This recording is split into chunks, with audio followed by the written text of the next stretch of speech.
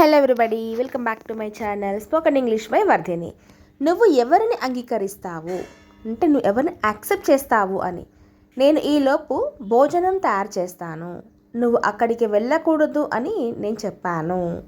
నువ్వు ఇవన్నీ ఎలా గుర్తుంచుకుంటావు, ఎలా గుర్తుపెట్టుకుంటావు అని వాక్యాలని ఎలా చెప్పాలో మరి చూసేద్దాము. వీడియో స్కిప్ చేయకుండా చూడండి, లాస్ట్ వరకు నచ్చితే కనుక లైక్ చేయండి. ఫస్ట్ వన్ వస్తే ఏదో పని ఉందని చెప్పావే, ఏదో పని ఉందని చెప్పావు. You said there is something work for you. You said there is something there is some work for you. నేను ఈలోపు భోజనం తయారు చేస్తాను.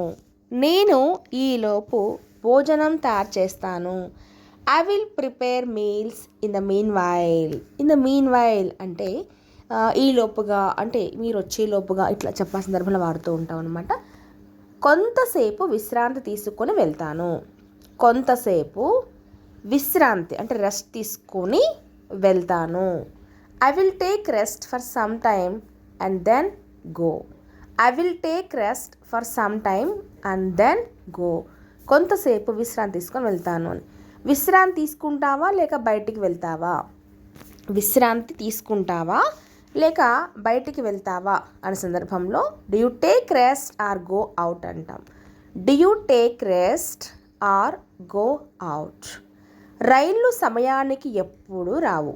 రైళ్ళు సమయానికి ఎప్పుడు రావు. Trains will not arrive in time. Trains will not arrive in time అంటే సమయానికి రావు అని. మేము సాటర్డే వస్తాము, శనివారం వస్తాము అంటే పలానా రోజు వస్తాము అని చెప్పే సందర్భంలో we will come on Saturday అంటాం. ఒక డేకి బిఫోర్గా చెప్పే సందర్భంలో ఆనే వాడతాం అనమాట. Will come on Saturday. అతను ఎలా సమాధానం చెప్పగలడు? అతను ఎలా కాబట్టి హౌ రావాలి. సమాధానం చెప్పగలడు. How can he answer. How can he answer చెప్పగలడు ఫ్యూచర్ కాబట్టి ఆన్సర్ సరిపోతుంది. ఇవన్నీ నువ్వు ఎలా గుర్తుంచుకుంటావు? ఇవన్నీ నువ్వు ఎలా గుర్తుంచుకుంటావు? ఎలా అంటున్నాం అంటే హౌ రావాలి.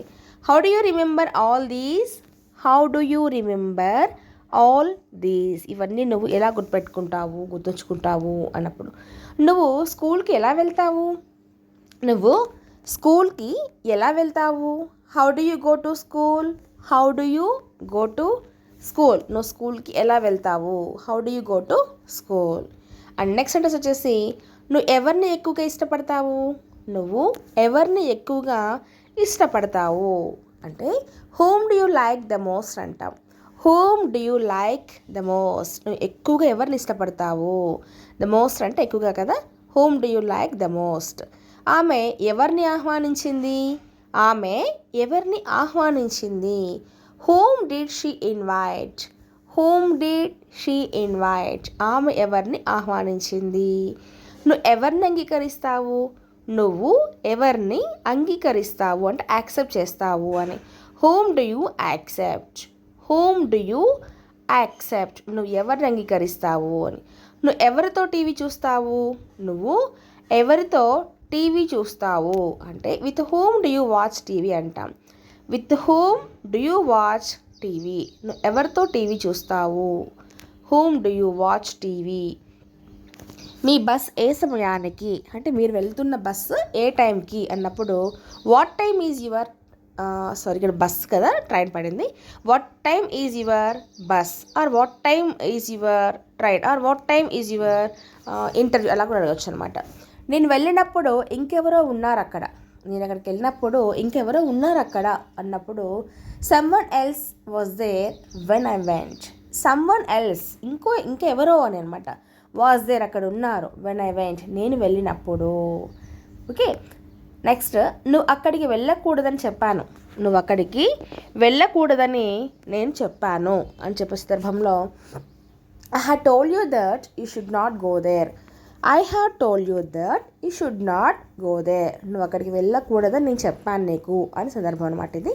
I have told you that you should not go there అనేసి. నేను దాన్ని స్వయంగా చూశాను. నేను దానిని స్వయంగా చూశాను అంటే స్వయంగా చేశాను కదా. I did it on my own అంటాం. I did it on my own. ఆమెను ఒప్పించడానికి మాత్రమే నేను దానిని చేశాను. ఆమెను ఒప్పించడానికి మాత్రమే నేను దానిని చేశాను. I did it only to impress her అంటాం. I did it only to impress her.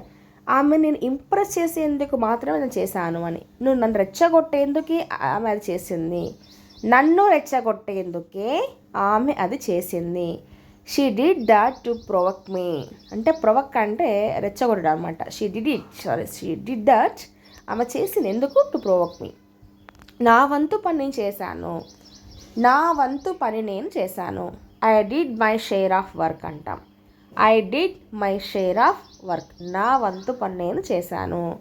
ఆమె ఇక్కడికి ఎప్పుడు వచ్చింది? ఆమె ఇక్కడికి ఎప్పుడు వచ్చింది? When did she come here అంటాం.